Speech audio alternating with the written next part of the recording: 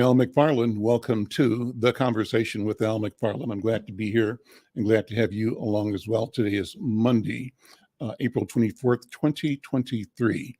And we've got a great program. As I always say, we're going to be bringing what I call robust conversation. Today, I'm talking with two friends, one of my colleagues, Dr. Irma McClaurin, who's the Education and Culture editor for Insight News, who is a world-renowned anthropologist and educator and civic leader and artist, poet, published, is here with a person that she's connected me to, and that's Brother Amilcar Priestley, who has the AfroLatino Project. We're talking about the question of Afro-Latino identity. Before we start, two things. One is thank you for checking out the program. Call somebody up and let them know that we're on the air right now and they should join this conversation. They can catch us on the Black Press USA YouTube channel or the Insight News YouTube channel. We're also streaming live to Black Press USA Facebook and to Insight News Facebook. We're streaming live to Twitter and to LinkedIn as well. No matter where you are, I still need your help in something.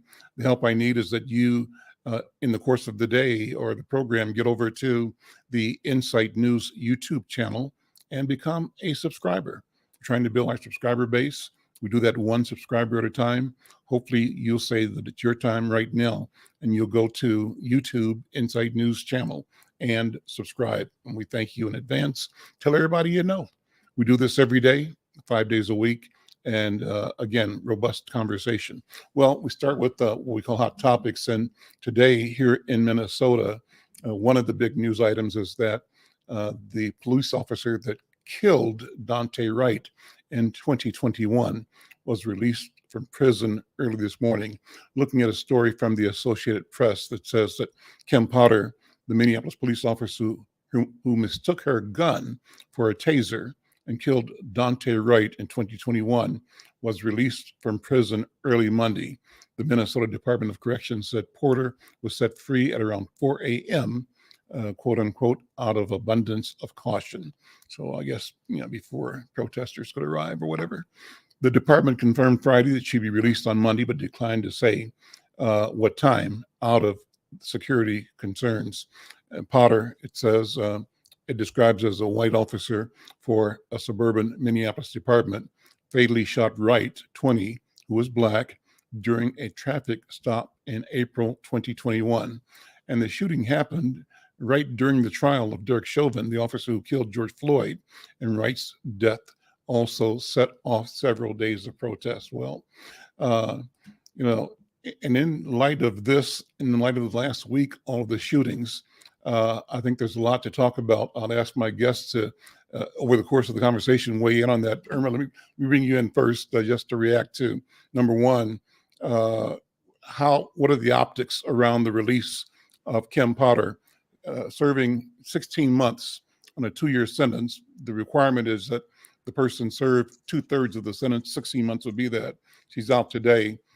Any sense of the public sentiment in our community about Kim Potter's sentencing and release? Well, I think people are outraged because primarily the way that it was presented to us is that her health has deteriorated, and so we should be compassionate. But where's the compassion for the young men who are incarcerated at very young ages? Where's the compassion for them? Where's the compassion for the family who lost someone because of what was really a professional error? I mean, who mistakes a taser, a pistol for a taser? Either the person wasn't well trained, and they should pay for what happened. And I think the main thing is that this is all built around how whiteness. This is another example of white fragility. We're supposed to feel empathy for her. We're supposed to feel sorry for her, but we don't expand those same kinds of feelings and sentiments if the perpetrator is Black or Latino or Indigenous. We don't.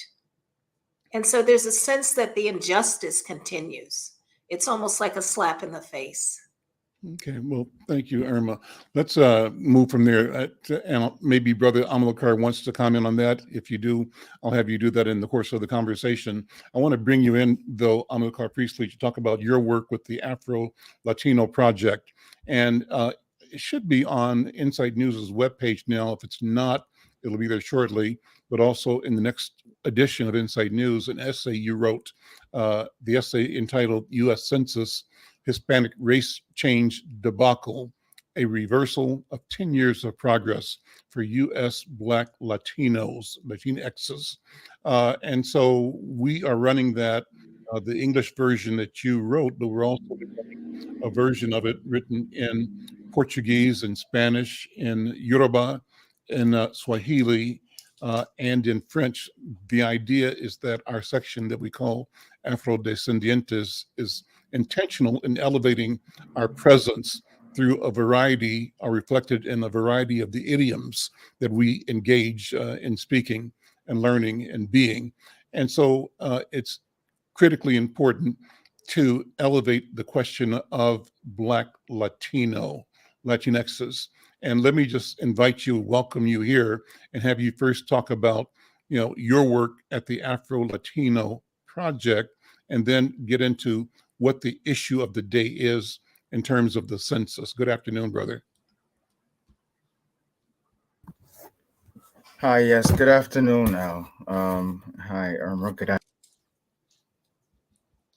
afternoon. I hope we lost them real quick.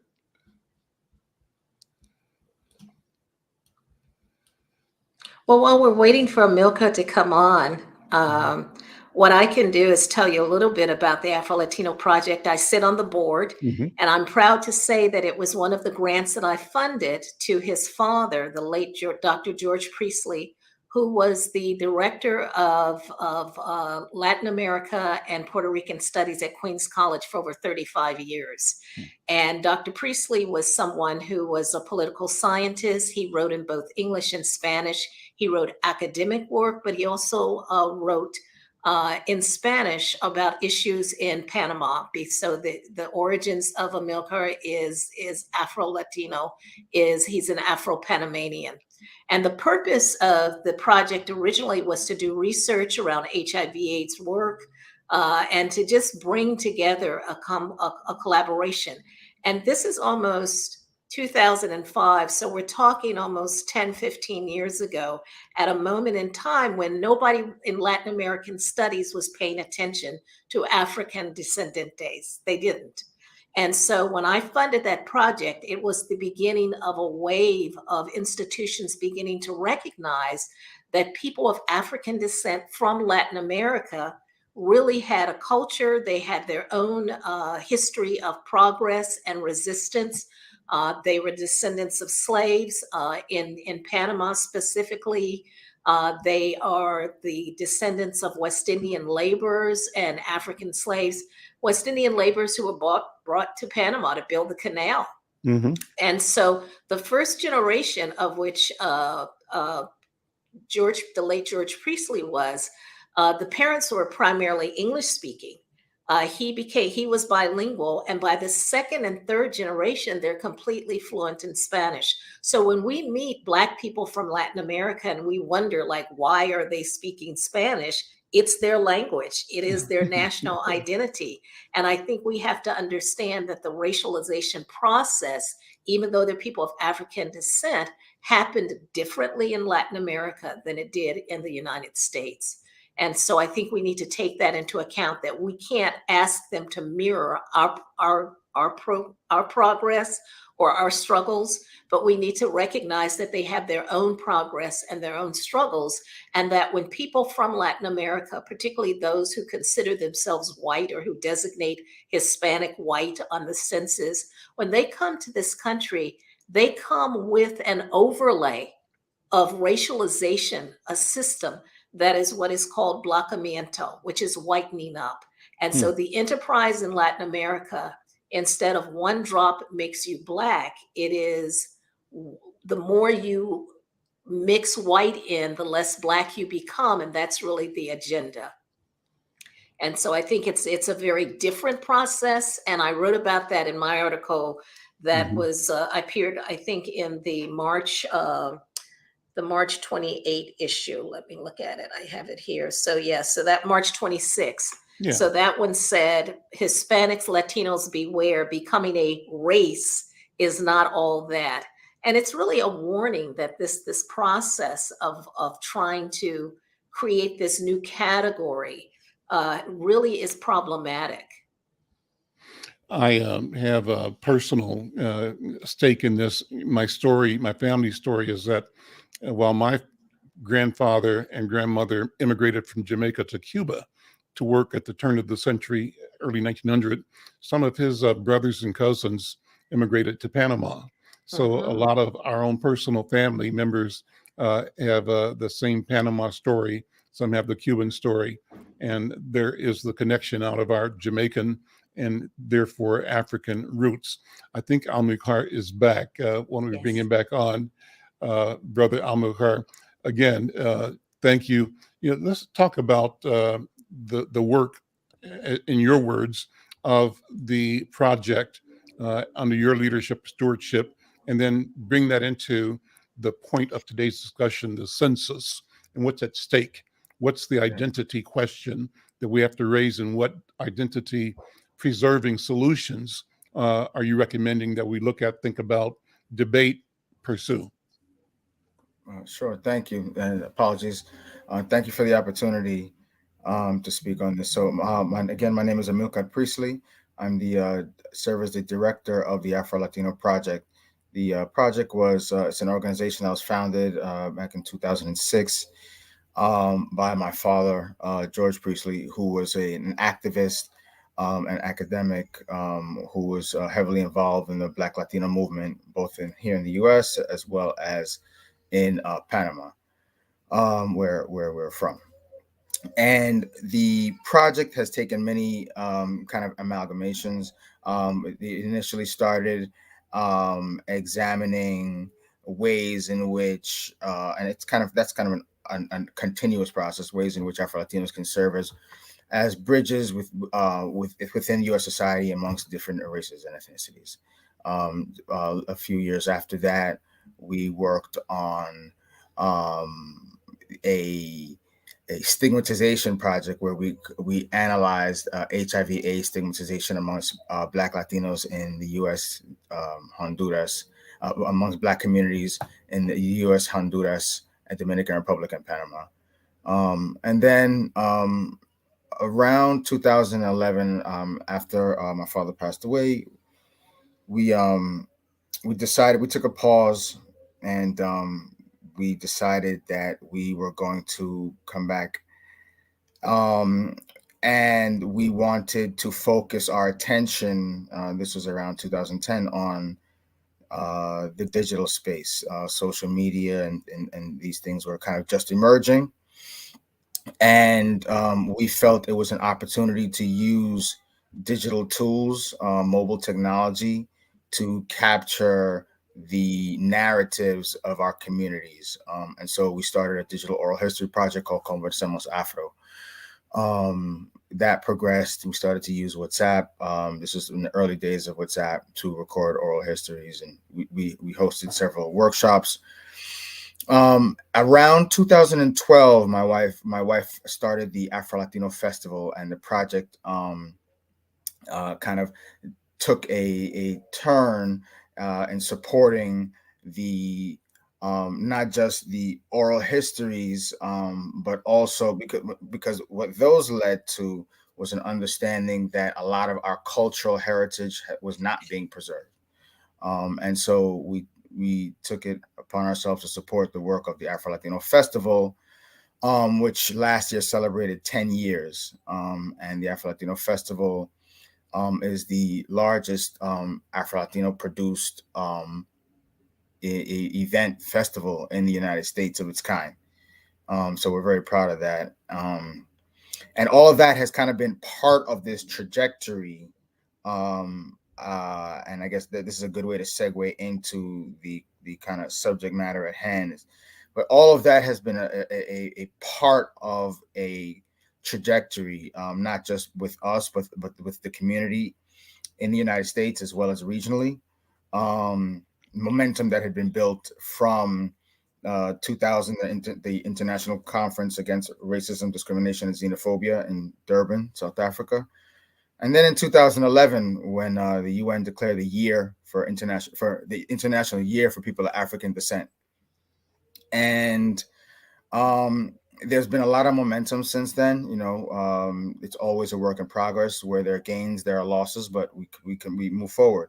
In recent years, we had Epsy Campbell, who was elected as vice president in Costa Rica. Most recently, we had Francia Marquez Mina elected as vice president in Colombia. We have the reemergence of President Lula in Brazil, who has appointed a number of high-profile Afro-descendants to important positions. Most recently, just last week in Panama, the National Secretary for the Advancement of Afro-Panamanians and for the Development of Afro-Panamanians, they gained through a legislative decree their autonomy. So they are now no longer under a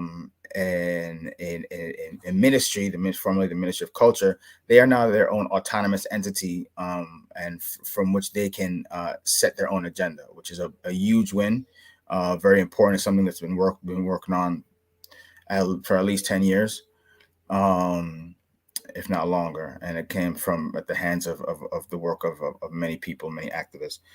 And so when we see all of these things, we turn then to what's going on in the United States with the U.S. Census proposal currently at hand. And what that is that the U.S. Office of Management and Budget, which sets the race and ethnicity standards in the United States, they have been undergoing a review of how to define race and ethnicity, and what they've come up with, and they've done tests over the recent years.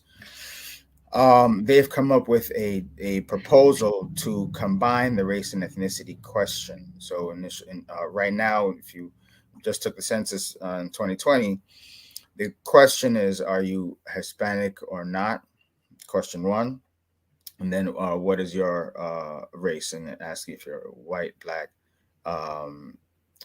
Asian, Pacific Islander, Native American, and a number of other categories. There are 4 or 5 minimum categories. And the proposal currently at hand conflates the categories, the questions, right? So it asks, what is your race or ethnicity? And it asks, are you black, Latino? Are you black, white, Latino, Asian, Native American, Pacific Islander? And it also adds a MENA category. So there are a number of proposals. Let me back up a little bit. There's a number of proposals at hand. The one is the conflation of this category from 1 to 2, from 2 to 1 question. It's also the creation of a MENA category, Middle East, North African, and that is in an effort, after hearing from feedback from the Middle East and North African community, to disaggregate from the to have them seen and disaggregated from the white category. And one of the other proposals is currently under discussion. It's not under formal consideration, but under discussion is the creation of an ADOS FBA category as well. American descendants of slaves, or a foundational Black American category. There's a number of terms that are being discussed, I think, within the ADOS and FBA community, but that have been presented, our understanding, with regards to the census. But so all of these things are up for proposal. With respect to the Latino question, our concern, and our concern, the AfroLatino Project, and we are part of a coalition of Afro-Latino organizations in the U.S. That have formed in in alarm and in opposition to the proposed changes. The concern is that whereas the one generally thinks of a move to disaggregation of data to get more granular, this in essence aggregates data, right? And so we lose the granularity of data, specifically as it affects Black people who also identify as Hispanic or Latino. That means the change proposed gives you a choice of being either or, not both, right? Or not. So that's an interesting question. So supposedly it allows you to choose both. But the question then becomes, so then are you now considered multiracial? There's a whole host of coding that goes on with respect to the census. And so there's a lack of clarity as to how that is going to ultimately be considered and how people are going to be coded. So I, for example, would put myself as Black and Latino. Does that mean I am now considered multiracial? Right? Because what this is, in a sense, they have said that this is not the creation of a racial category, right? And they've said that repeatedly in the documentation, and explanations, and presentations, and great. However, in effect, that is what happens, right? And it creates this default that, as we know, OMB and census creates are the kind of floor for data in the United States. And so once they adopt this as the default, irrespective, because apparently there are entities and agencies that already use this kind of combined question and already kind of invisibilize Afro-Latinos. But this just validates what they are doing, which from our perspective should not be, because we lose, again, ourselves in the data. And so there's a lot of concern about that. And there's a number of other concerns with respect to the design of the questions, with respect to the testing that's been conducted. A lot of so the crux of the concern has been that Latinos have chosen some other race in large numbers. About 40% of Latinos have chosen some other race when they are selecting on the census, and predominantly when they choose that, they choose right in their country. Interestingly enough, census says it can't code that, right? It has a whole bunch of other codes of over 200 that they use to come up with how people categorize themselves when it's not clear. So they say that they can't code that. However, what's interesting is that on the census currently in the proposed form, it has race, and in an effort to get more data, the census tried to add additional detail. They put in under race country identifiers, so people can identify by country, but all of the countries that are under the white identifier are European countries. All of the countries that are under the Black category are African countries and one or two English-speaking Caribbean countries. Right now, they say that this is just done based on strictly the number, the population number within the country, right, as represented by nationality. However, what it does is that if someone is looking at the census form, that is a signal, right? And the signal is saying that, if you're white, you can only be from these countries. If you're Black, you can only be from these countries. So, to understandably, there's a lot of Latinos in general who don't see themselves, but there's a whole hemisphere essentially that they've ignored. And that in and of itself, to me, when you're talking about Latin America and the Hispanic Latino question, juxtaposed with those changes, it doesn't show the understanding that one would want from them in making these kinds of changes. It shows that there's an understanding as to really how race and ethnicity are perceived in Latino communities, Latino racial ideology, how that exists in respective countries, but it also exists here in the United States amongst U.S. Latinos and those who arrive.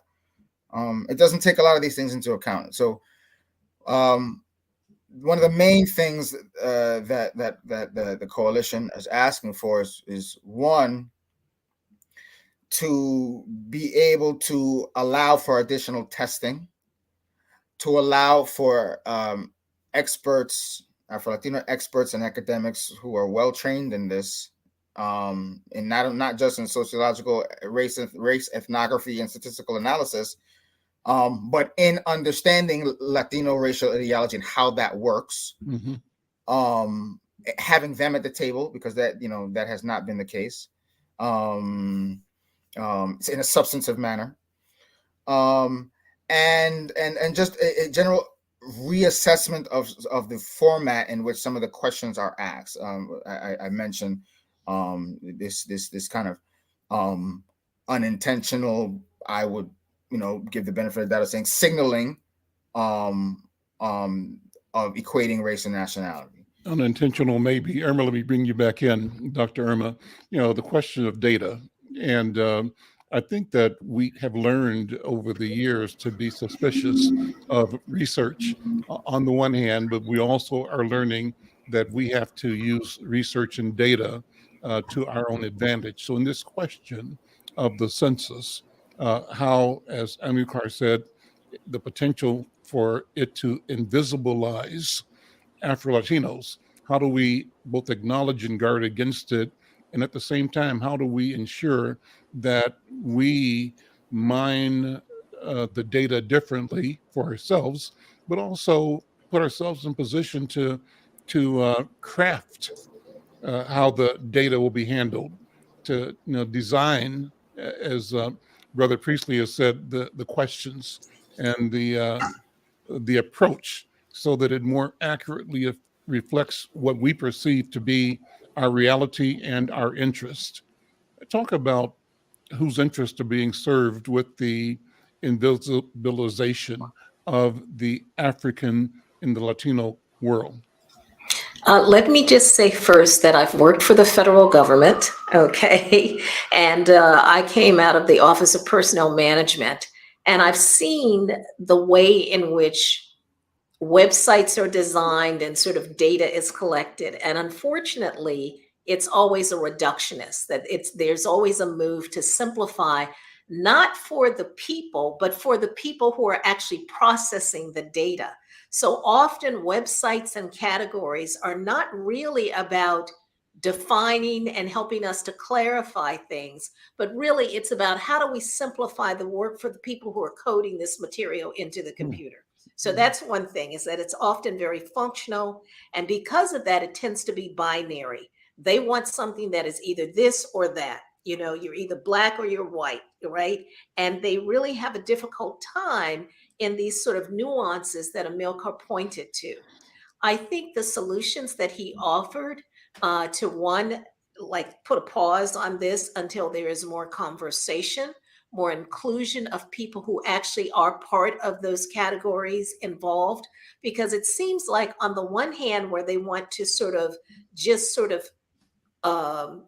collapse Hispanic and Latinos into this sort of amorphous group that's neither this or that, they are disaggregating the Middle Easterners into a separate group. They're no longer homogenized into whiteness. They now get their separate categories. So they actually were able to petition for that and advocate for that.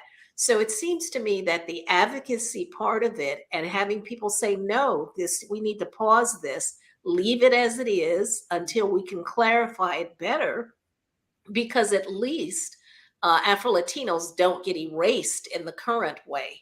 And you also can account for the fact that, hey, there are Asian people, people of Asian descent in Latin America. You know, there are indigenous people in Latin America. You know, the presentation that we often see, because we have DeSantis and we have, you know, Mark Rubio, you know, these are sort of people of white Cuban descent, or people who perceive themselves as white Cubans, who present themselves as white. And so the world tends to think, because, you know, Latino television hasn't been, you know, hasn't been that good about presenting Black faces until more recently. People tend to think of Latin America as white countries, right? And I think we also have to understand, we're not talking about a group of people who share, the only thing they share is language. They come from different countries with different histories, with different cultural backgrounds, with different mixtures of, and for different reasons. And for different reasons. And so this collapsing is often just very functional. And it's almost like the people who are doing the, you know, it's the bean counters. The bean counters need an easy way to sort the beans, and doing it this way makes it easier for their job, but then it creates a lot of confusion. Well, so from within the culture, Amilcar, what is it that we want? What do we need from within the culture of Afro-descendants? What will be the optimum strategy and systems and process for participation in developing, you know, data that really serves everybody better? I mean, I think it's a twofold question. So one part is participation in these processes, right? Not being invited last minute to the conversation, keeping the conversations relevant and contemporary, and then also there is a need for the resources to educate within our own communities, right? Like, you know, one of the things that folks, you know, and some of the legacy Latino organizations who have been pushing this, NALEO and some of these other organizations, and we've spoken to some of them. We've attended several convenings with several civil rights organizations who are many of who are supportive, some of who are supportive of the changes, and others who have supported our position, including, for example, the Puerto Rican Legal Defense Fund. But the changes have to, the conversation has been, oh, well, you know, there's been a lot of progress in the last 10 years, and there has been a lot of progress, right? And when we say, you know, we've been part of this community, we've been helping to foster this community within the United States, and been part of this community regionally and globally. And there's a movement in a positive direction, and the concern is that this will undermine that, right? But because that movement, sure, it came from a lot of the work, the sweat, the tears, but a lot of it was educating the community. But a lot of that came from, you know, with little resources from because we had to, right? A lot of folks who are doing this, you know, do this because this is our lived experience. This is what I call a sociological imperative. Like, we don't have a choice. And so, you know, where are those resources going to come from? How is the implementation of these changes going to go about? How are the communities going to be educated? Because, if Black and Latino organizations generally aren't getting the resources that they need, then when you get even more granularly and you talk about Afro-Latino organizations, then you fall even further into the cracks, right?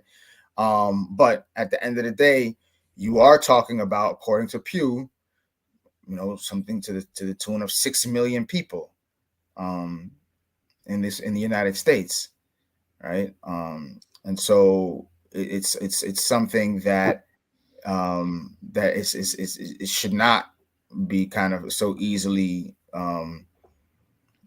especially now, fall into this binary. You know, I mean, if the push is to expand the way the census captures data to reflect the ways in which the United States currently views itself, then, you know, they're missing a few points here.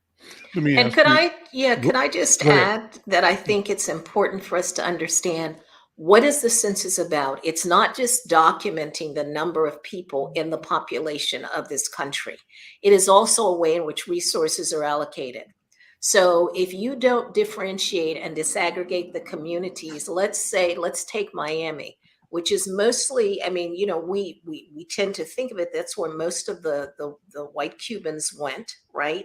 So if you're just looking at an amorphous category, then it means that the smaller communities within Hispanics don't get the allocation of resources. It goes to those groups where they have majorities, and it's not going to get disseminated or dispersed in the way that we would want to think about it.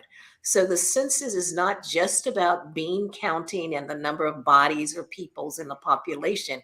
It is also about where do resources get allocated, and to whom are those resources allocated as well. Absolutely. And it's about enforcement, right? It's, I mean, part of that is about enforcement of equal protection laws, enforcement of civil rights laws. And so, taking the example that Dr. McClaurin gave, you have an instance of, and one of the coalition experts is Dr. Tanya Hernandez. Another one is Dr. Nancy Lopez. And they've written extensively on this. So I would invite everyone to read some of their work. And they've been published recently in the New Yorker and a number of other places. But they basically have made clear that when you're looking at how at the actual tangible effect of this conflation, of this proposal, what you lose is the ability to assess, for example, in Miami, in a housing discrimination case where there is a Black Cuban who was claiming he's been discriminated against by a white Cuban. And, it makes it that much harder to raise a claim because there isn't really a regime for intra-ethnic discrimination or intra-racial discrimination, right? And so, by conflating these terms, you are now, in essence, removing some of the legal protections that folks have, and they'll say, well, there's other remedies, but in essence, you're making it that much harder, and that coupled with the ways in which this affects resources, those are two huge impacts. Let's talk about the demographics in this country, the Afro-Latino population. Describe it, if you would, Brother Amilcar, because I think that too often we don't take the time to examine ourselves, who we are, and our culture, our community at large doesn't take the time to look at the component nature of our being together. But it really is a strength and an asset, and it is real. So how do you describe the Afro-Latino world in United States, first of all? But let's talk about the entire Western Hemisphere beyond that, because I think that the two things happen. One is that we're not trained to see it internally here, and we're even less trained to acknowledge the phenomenally large presence of Africans throughout the Caribbean and South America as well. Yeah, no, definitely. I mean, I ascribed to the term Afro-descendant in much the same vein. I kind of use them interchangeably in that Afro-Latinos are people of African descent from Latin America or the Caribbean or of this descendants thereof. And in the United States, so there's in the region, in the Western Hemisphere, there's about 1/3 of the population of the Americas, of the Central and South America, are Afro-descendant. So it's about 125 million people, not a small amount. And unfortunately, historically and contemporarily, we continue to be marginalized. We've made progress, but that continues, as Irma mentioned, in not just in public policy, but in media and etc. But that is who the U.S. Latino population could basically derive from. The U.S. Afro-Latino population, U.S. Afro-Latino population. The U.S. Afro-Latino population is concentrated most heavily on the East Coast. Some in the Midwest, in Chicago, Houston, but heavily East Coast, specifically the Northeast region, New York up to Boston. And I think by country, I think predominantly Dominican, Puerto Rican, and then Haitian, Colombian, and then it kind of trickles down from there. But according to Pew, again, there are 6 million self-identified Afro-Latinos in the U.S. And so what's interesting, and we can get into that if there's time, is that some of those Afro-Latinos, even though they marked Afro-Latino, they some chose race white, some chose race black, and it's and part of even that, and being able to understand what that is, it goes a long way to making the appropriate design implementation to the census. Why would they choose white? Why would they choose black? I mean, if you see Afro-Latino, and this is what we've learned, or what has been discussed, as far as those results. Oftentimes when you see Afro-Latino, some folks choose white because that is how they present. Now they might be Afro-Latino, African descent, and that is an option, so they chose that, but they chose white. Others choose white because it's beneficial, right? When you're looking at people have this perception when you come to the United States that if you choose white, you're not going to be treated. You're going to be treated okay, right? And so that is the beneficiary kind of perception that folks have. White skin privilege. Yeah, exactly, right. And then some folks who affirmatively choose black because there has been no question for them as to whether they're black. They present as black. They identify as black wherever they go, or whatever border they are, on whatever side of the border they're on. And so there's never been an issue of that. So there's as with all people of the African diaspora, we come in all shades, right? Mm-hmm. We come in all permutations. The ways in which those of us who are lighter or darker have benefited or suffered aren't that distinct, regardless of where we are or what language we speak. And there are nuances that have to be acknowledged and respected, and differences. That is of importance. You don't want to facilitate erasure by conflating even all black folk. But there are real commonalities that I know as a diaspora it would be beneficial for us to really be pushing a better understanding of. Irma, what do you see as movement for African people in the Western Hemisphere? I think Amilcar mentioned, the progress signaled by President Lula and his vice president, and the new vice president, not new, but relatively new vice president in Costa Rica. Where do you see us going? Because my sense is that for the longest we were and continue to experience marginalization and had our voices suppressed. And the official story is that we were comfortable being marginalized and suppressed because we were not seen or heard in the media. But I know that cannot be true. Where do you see us going now? Because digital technology means we can connect differently and without having to be filtered as much as in the past by colonial interests and voices. Where do we go from here, Irma? Dr. Boy, that's a big question, right? And do you mean in the context of Afro-descendant, African Afro-descendant? descended people I mean, in what the I'm hemisphere.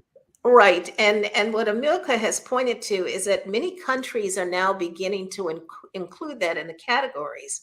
I think he was talking about the fact that Panama now has a designation. For many decades, people did not want to have Black as a category in their census. So you could be anything but. So I think the assertion of Afro-Latino voices and their advocacy has been is visible in the way in which we're seeing them have political results in a way that we saw back in the 60s and 70s and 80s, but we're actually losing momentum now. Uh, and so, for example, I am right here, in Mobile, Alabama, and there is now a question about annexation. Mobile is actually a majority Black town, but if they annex to one segment, it will become 50-50. If they annex to a separate one, another one, which does not bring in as much revenue, it will still retain its majority Black. Now, what's interesting is that the movement is towards the second one so that it will retain its historically majority Black presence. But now you have the white media saying, well, if we tried to do that for white people, we would be getting so much critique. But the reality is that's what they have been doing, They always is do. to try and Sure. redistrict to make it so that it is majority white. So I think that we're losing ground at a moment when Afro-descendants in Latin America are trying to galvanize and gain ground. And I think it's a push-pull kind of thing. We just have to keep pushing, but we also have to support and understand that their struggle is somewhat different from ours, but we still need to support them in the same way that many have supported us, not only contemporarily, but historically. Michelle Madison is a regular viewer of the program. She asked in the chat, how important is it to obtain dual citizenship when you are a direct descendant of a parent from another country? She says her mother's parents were born in the Caribbean and that she has citizenship in both countries. Amilcar, how important is it to keep that dual citizenship alive? It depends. I think for a lot of folks, I think it's a generational thing. I think for a lot of folks, it was very important to keep the connections back home. It has been very important to keep the connections back home. You see in a lot of communities, immigrant communities, there's remittances are particularly high because folks have that close connection, and dual citizenship is one way to do that. Interestingly, one of the questions, curiosities that I found with regard to this conversation and the census is that the group with the second highest, or one of the highest rates of marking some other race on the census is actually West Indians, Afro-Caribbean folks, and they do the same thing. They put in their country of origin. How does that census? How statistically it might not be the large numerical number with respect to the Hispanic population, but it's interesting to know that it's also an issue within the Caribbean community as well. And in that community, you have people who are mixed with African, Asian, Southeast Asian, so you have Chinese, you have Lebanese, Syrian, Syrian. And so, part of it is that by definition, Black Americans also have been hybrid. I mean, if you go back to the rape of Black women on the slave ship, this hair did not come from Africa. Okay.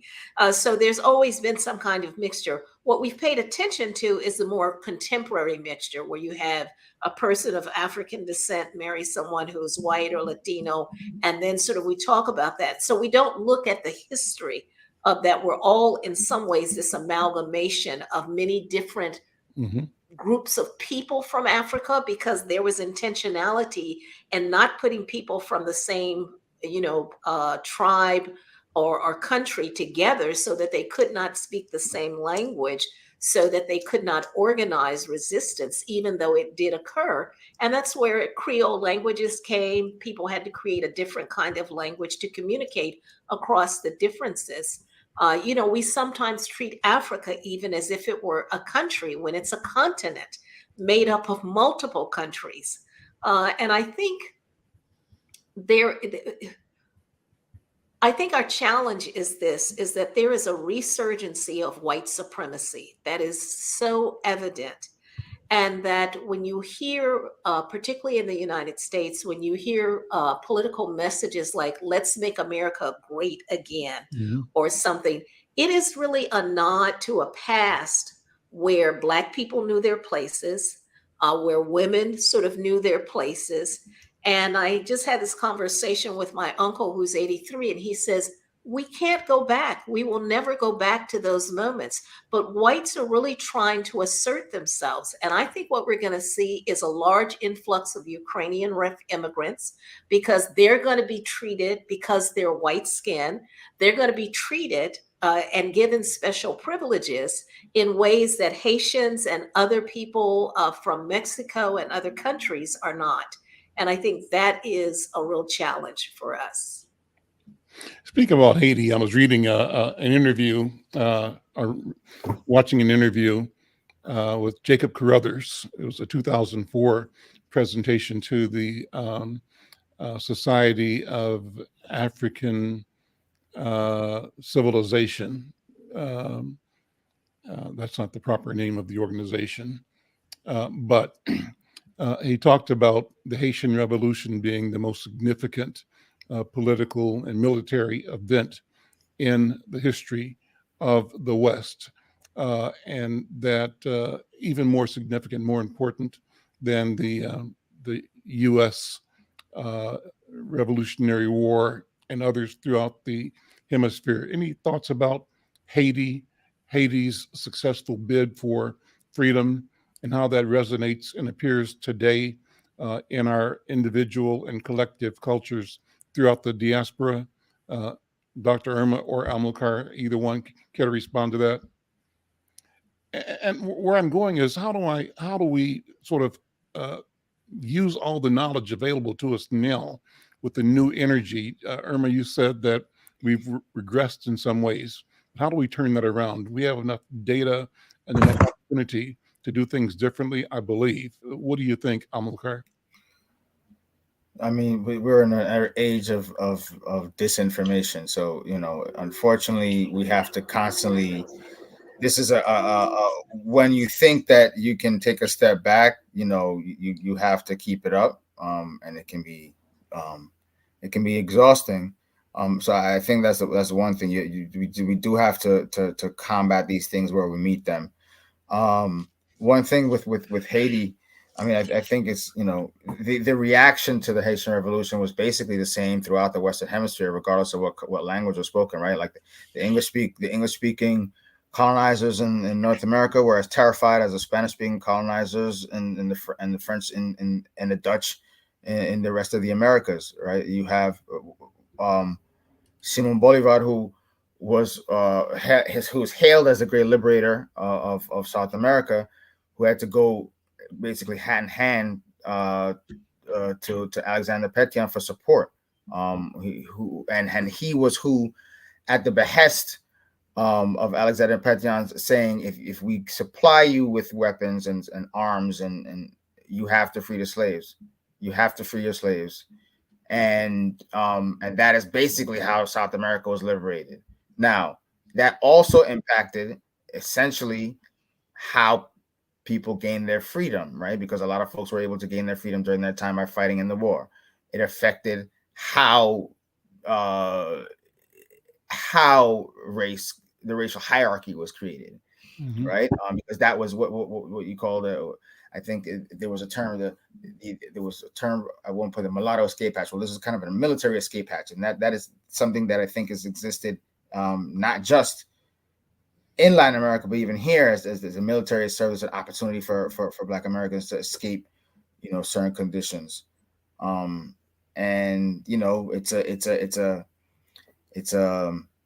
there's benefits and there's detriments, right? You're fighting for your country, but your country is not fighting for you necessarily.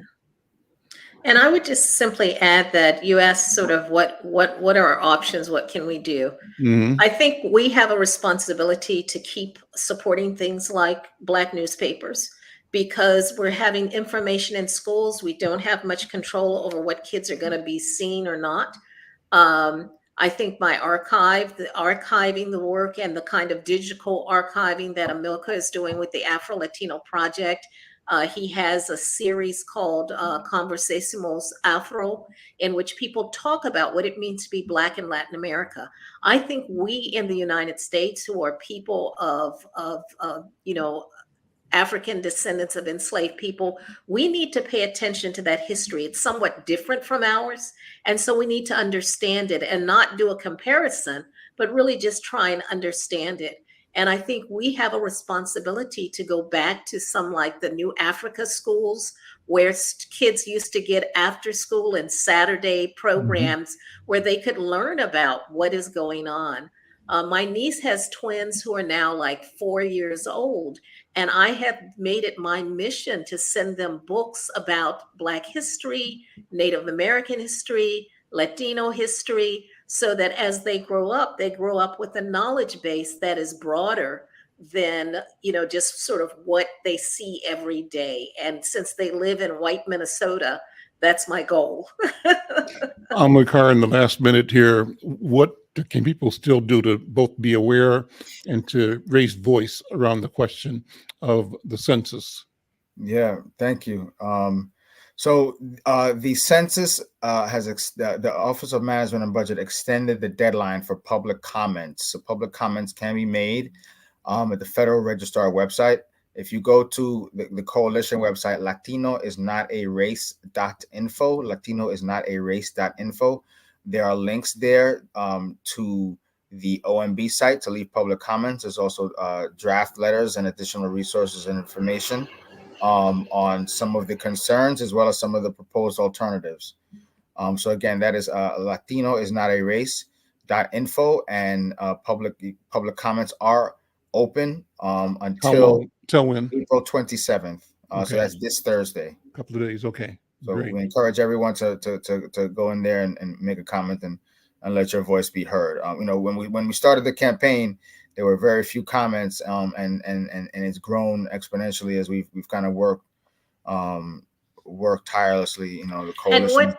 And what do you want people to say, Amilcar? Should they say, no, Latino is not a race? I mean, what are the kinds of things? Well, there's sample, like folks don't even have to come up with their own comments, right? Like Okay. we've created, the coalition has a template of any number of comments that you can add, from one line to a whole letter. Okay. And so that's all on the latinoisnotarace.info website. We try to make it as clear and as simple as possible. We're out of time. Listen, thanks, guys. We'll see you next time. I'm McFarlane. Thank you. Thank you for the opportunity. Thank you again. Yes. Have a wonderful day, everyone.